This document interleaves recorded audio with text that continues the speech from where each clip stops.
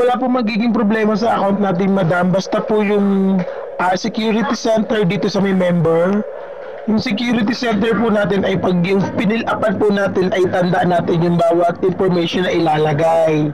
Like ito po personal information, dito po yung pangalan, yung Gmail, active Gmail kasi doon po usually nagbibigay ng bagong password si Haha kung sakali malimutan yung password. And po yung number, dito naman po yung by e-wallet, GCash, yung GCash na pang-cash, ito pang-cash at po ay dapat ay save po sa pangalan nyo po. Yung login password po, pagkagawa nyo po, change po agad ng password yun. Yung transaction password po, yung pag sa cash out na po. Opo. Dapat po tanda.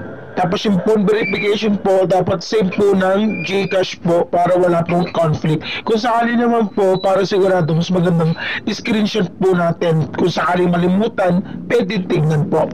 Tapos dito sa ito pong reward natin, ayan. May promo code po na binibigay, dito po ilalagay. Ayan, halimbawa po nag-cash in 100 pesos.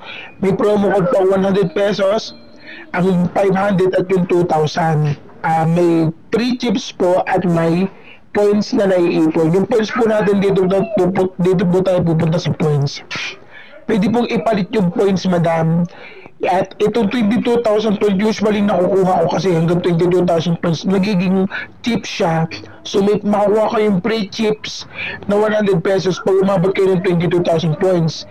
Usually malalakas mag-bet, yung nakakuha ng TV, ng cellphone load, ng itong malaki, yung itong ref, ayan po yung mga high bettors po natin kay Haha. Yun po ang mga benefits niya. At may signing in din po tayo yan. Marami pong benefits kay Haha. Ayan, kung sa-signing po kayo, makakuha kayo ng ganyan.